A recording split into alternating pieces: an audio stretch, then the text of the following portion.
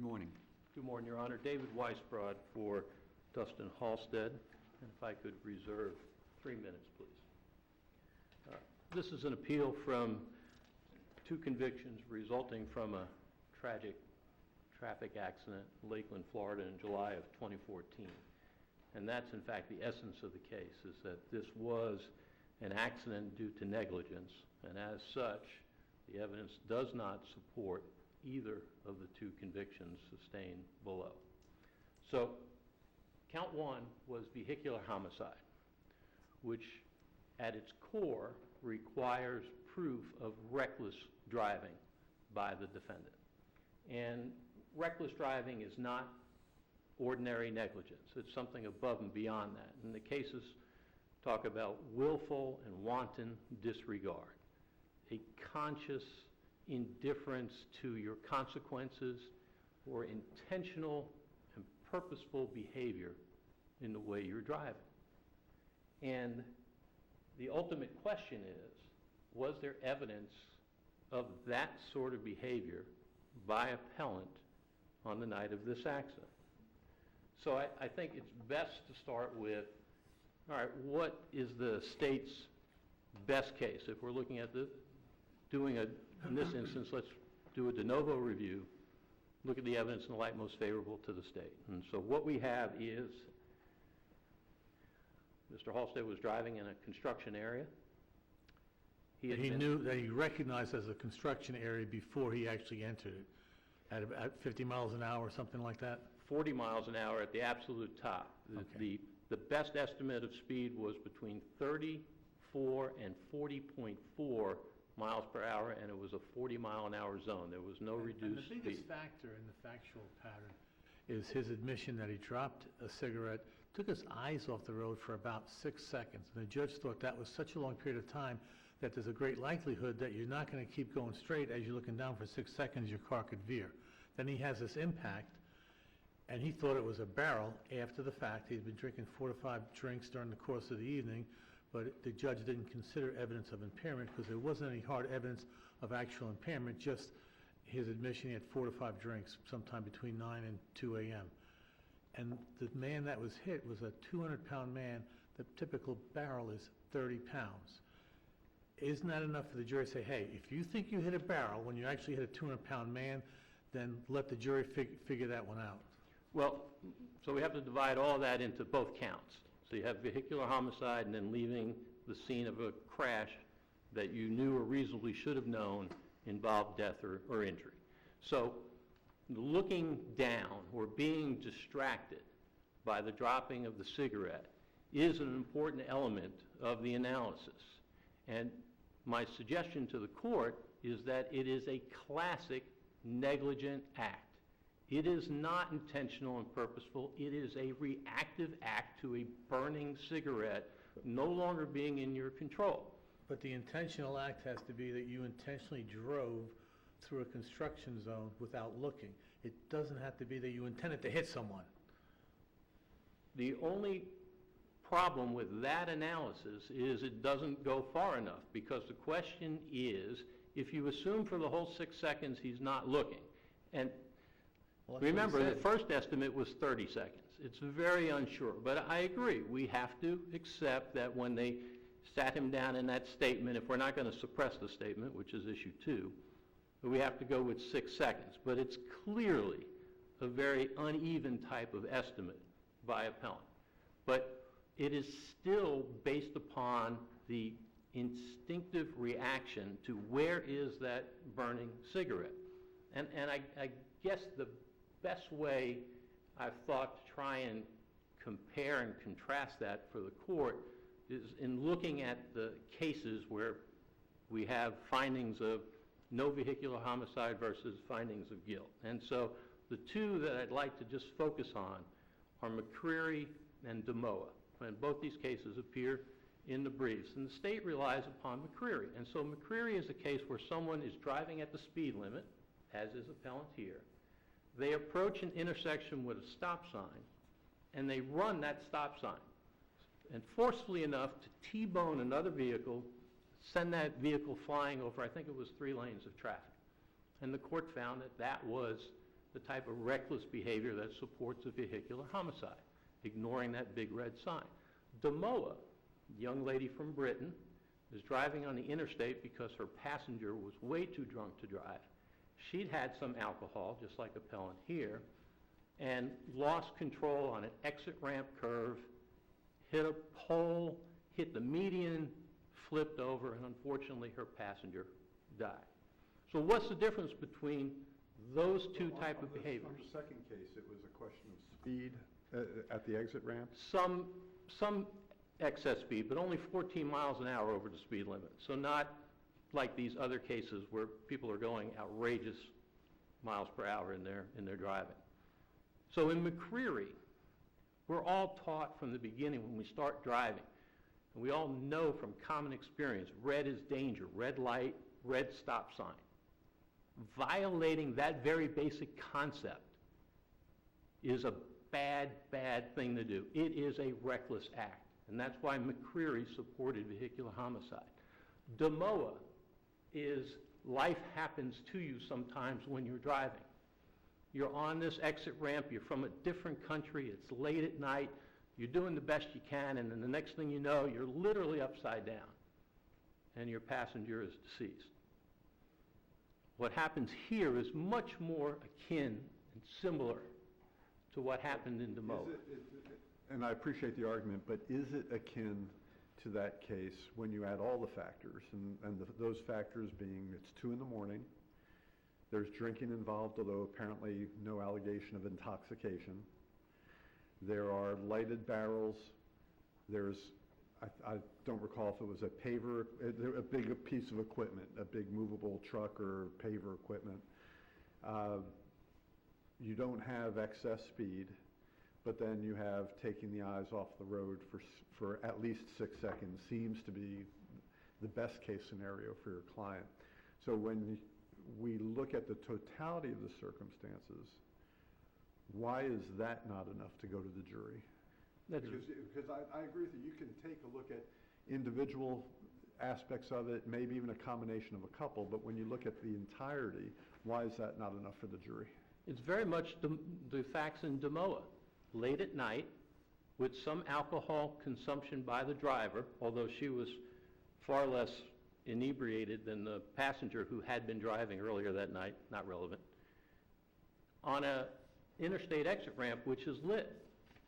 And so her problem is, as she is driving, she doesn't maintain control of her vehicle, and the result is a tragic death.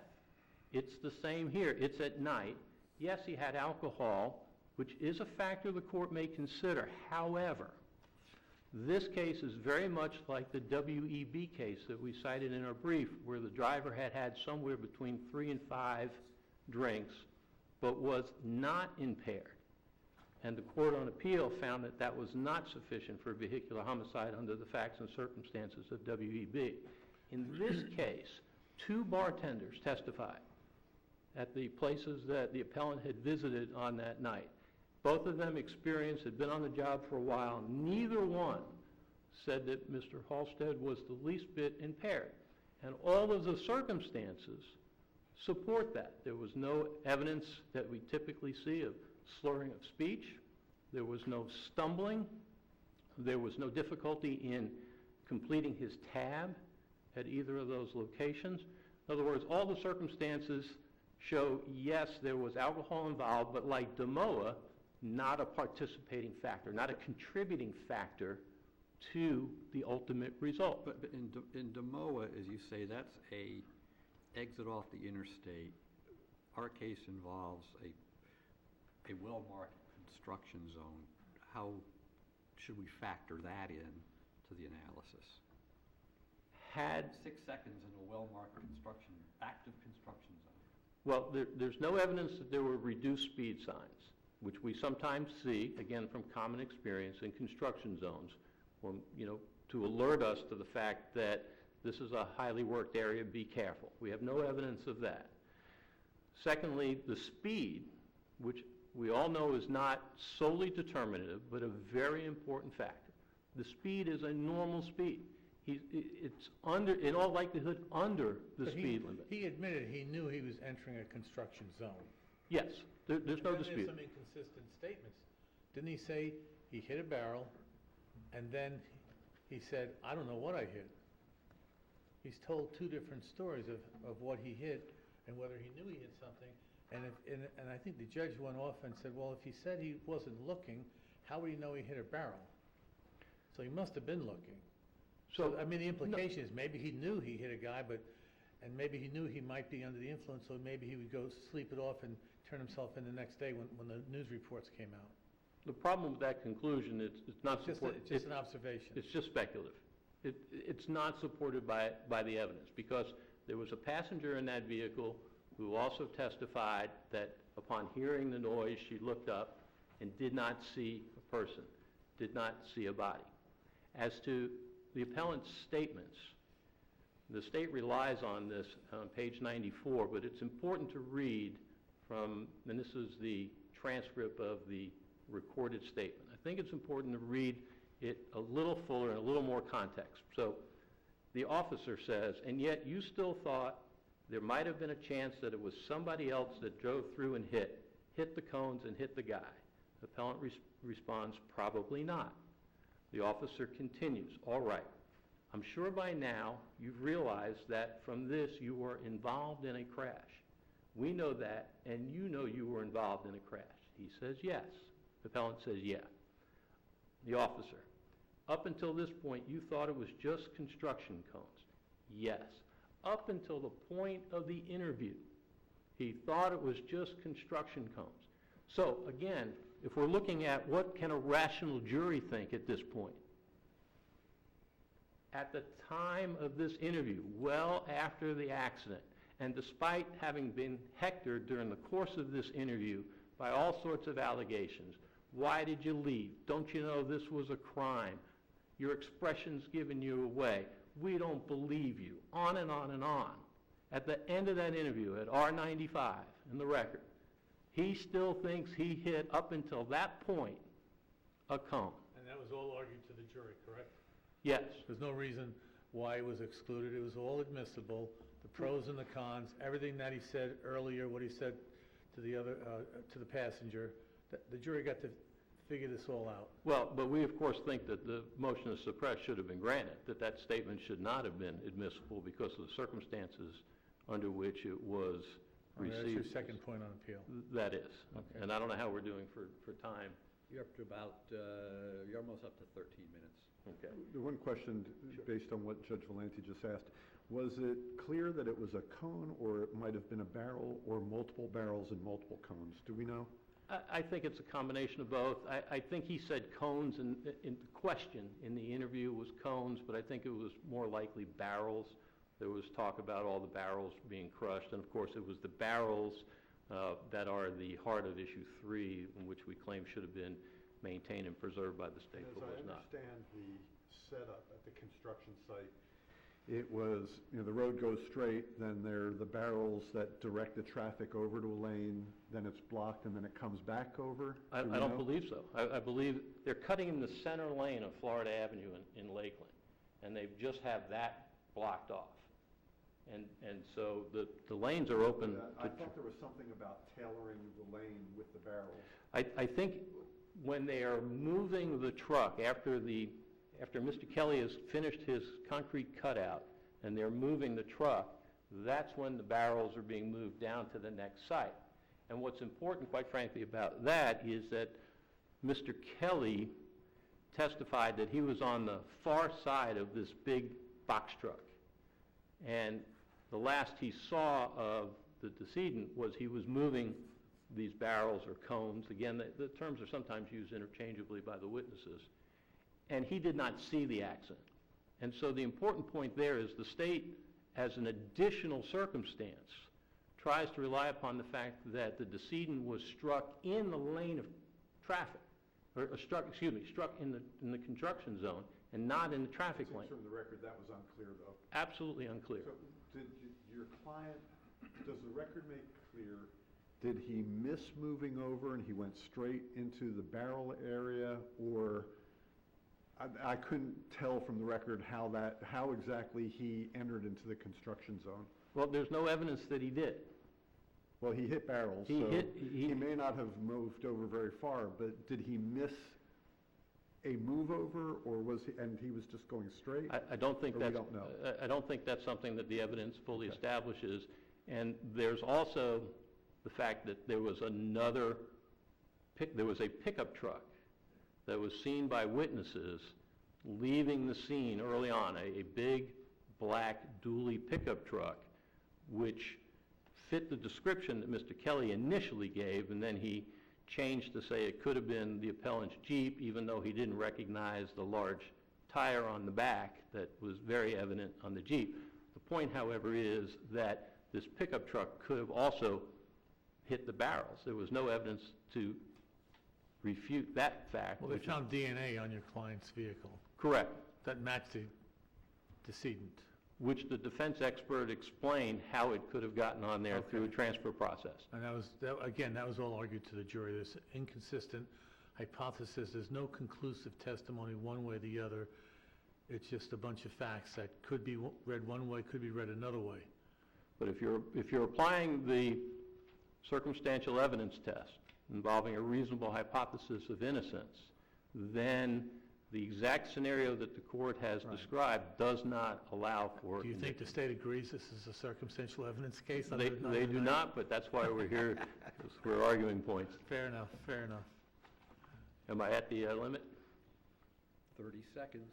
Well, then I'm at the limit. Okay, Thank you very much. We'll give you the rebuttal time, Mr. Weisbrod. Thank you.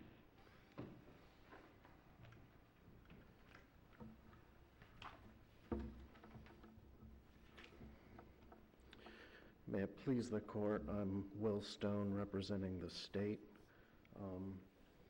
I disagree that the most germane cases to this analysis are Damoa and McCreary. I think the key issue here was that the appellant took his eyes off the road for 6 seconds, so essentially he was driving blind. So in a vacuum, would that alone be enough for reckless driving? I think probably it would be.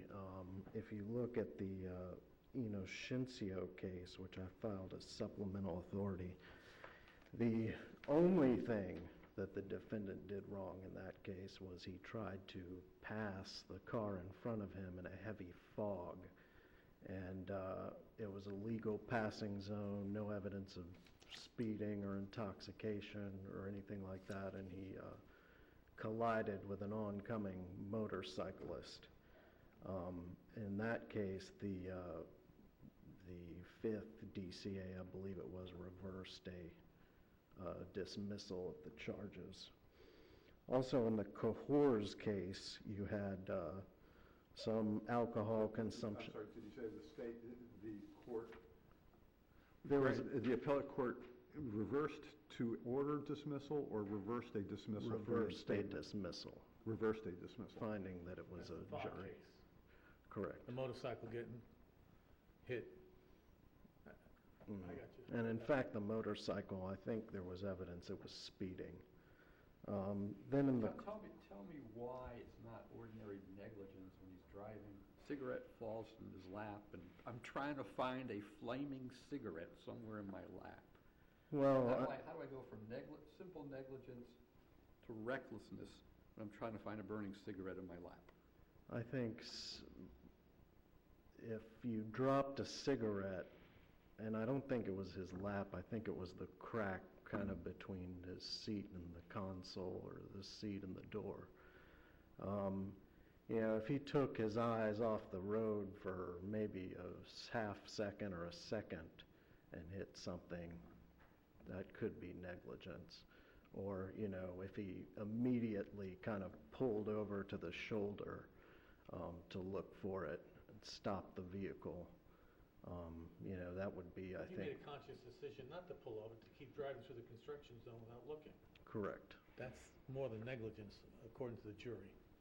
Right. So it's key to the length of time that he was driving blind in Mhm. Europe. And if you do the math, 40 miles an hour for 6 seconds, you could travel 352 feet, which is almost the length of a football field, including the end zones. But, I mean, apart from the eyes off the road issue, we have here that he was approaching or already in a construction zone, which he was aware of. And, of course, the alcohol consumption. In the preceding 5 hours, I think, you know, it's a little bit unclear how much he had to drink, but it was, I think, in the range of... Why do we need to consider that? The testimony was he was not impaired. There's no evidence that he was impaired. Are you just tossing in the fact that he had been drinking? I think that alone probably would not be sufficient, but if you look at the Cahors case, there was alcohol consumption involved there. I don't believe there was evidence of intoxication. And in this case, in fact, I think it was during his interview, he said if he had it to do over again, he wouldn't have driven in light of the alcohol he consumed in the preceding 5 hours, I think it was. So in the Cahors case, you had some mild alcohol consumption, and the driver lost visibility of the road due to a firework exploding in the car, filled with smoke, and yet he continued to drive. I think the cases that the defendant has relied on are mostly involve speed alone, and that's generally considered neither necessary nor sufficient for a conviction for vehicular homicide.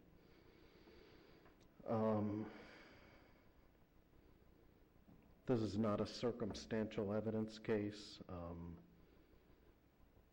The circumstantial evidence rule would only apply if all evidence of the defendant's guilt is circumstantial.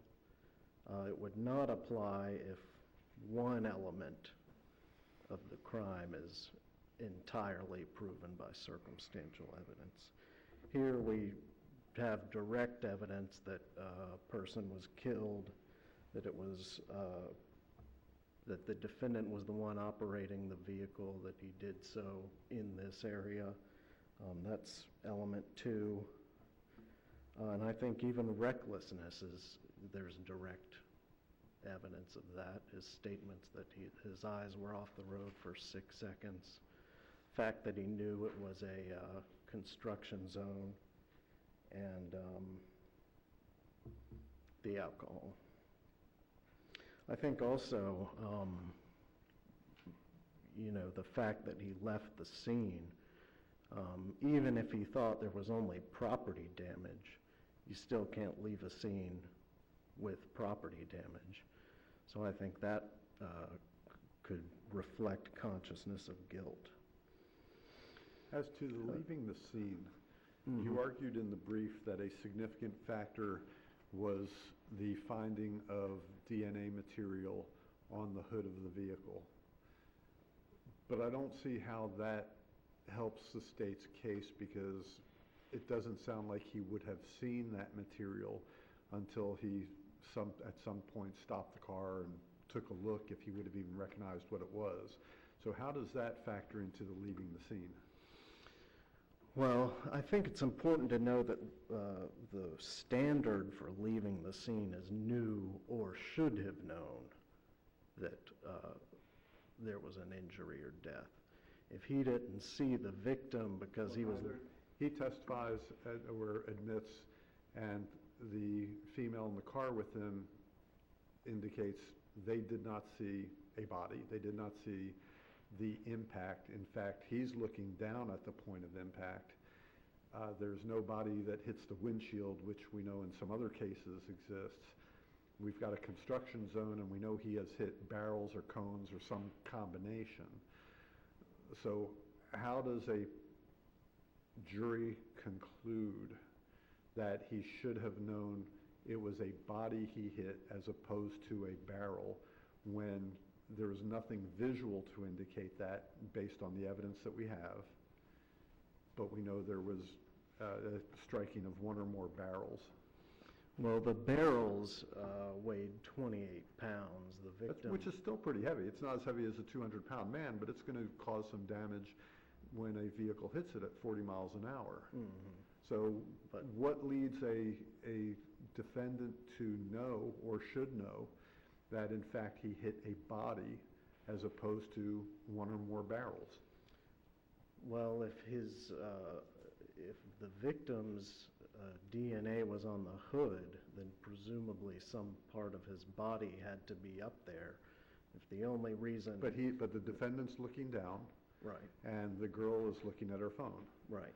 So is that a jury question of believability, or is it neither one was paying enough attention to what was going on in front of them? But how do you impute knowledge that a body was struck versus a barrel? And we know barrels were struck. I think the evidence is undisputed that barrels were struck, and apparently whether he or the other truck, somebody hit the victim. But how do we know that how do we safely conclude that he knew or should have known that it was a body that he struck sufficient to go to the jury? Well, I think of course, with this element, it's almost guaranteed to be circumstantial proof because it's his mental state. I think the difference in mass between a 28-pound barrel that's maybe this tall and a 6-foot, 200-pound man would be something that you would notice, that you would feel. Really? You think so? I do. I think... Taking a barrel at 40 miles an hour, a construction barrel, and you're not paying attention to the road or sufficient attention to the road, you would and should assume that you've hit a body rather than a barrel? Well, I think hitting the body would be like hitting a very large deer. The barrels would be like a small dog. But I think more importantly, if the reason he didn't have actual knowledge of striking the victim was that because he wasn't looking forward, then that's sort of willful blindness. Well, that goes to the recklessness, though. That doesn't go to the knowledge that you've struck someone that's likely to have caused great bodily injury or death. It goes to whether he should have known that he struck someone causing great bodily injury or death.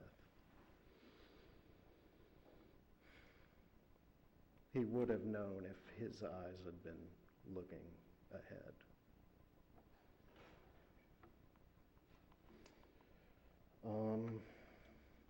I think just briefly as to the second suppression issue,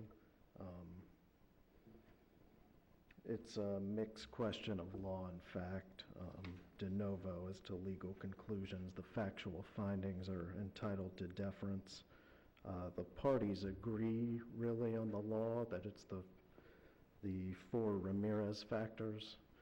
I think that what the defendant is arguing about is really the weight and credibility of the evidence.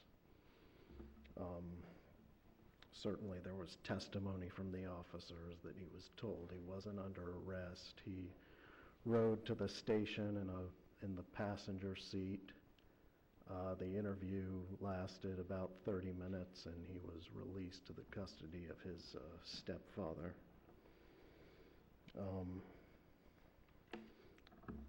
With that, I would just ask that the court affirm the conviction and sentence below. Thank you. Thank you, Mr. Stone. Mr. Weisbrod? Thank you. Let's start with the supplemental authority that the state's relying on, which is the Inocencio case, the Fogg case. And that is, again, a completely different scenario. You have to make, as a driver on a 2-lane road, a conscious decision that despite all this fog and my inability to see forward, I am nonetheless going to pass this car in front of me the driver of which said he never should have tried to pass, striking then the motorcyclist coming in the other direction. That conscious decision is the difference between that case and the instinctive reaction in this case. The second case cited in response to the judge's question about the alcohol use was Cahors. Here's the difference between Cahors and our case. That appellant's passenger testified that appellant had been drinking for at least 7 hours prior to the driving and was intoxicated. When you have that sort of testimony, your ability to find reckless behavior is much, much easier to make. We don't have that in this case, as the court has already acknowledged. Regarding the cigarette drop and the timing, there's two things. It's still an instinctive reaction.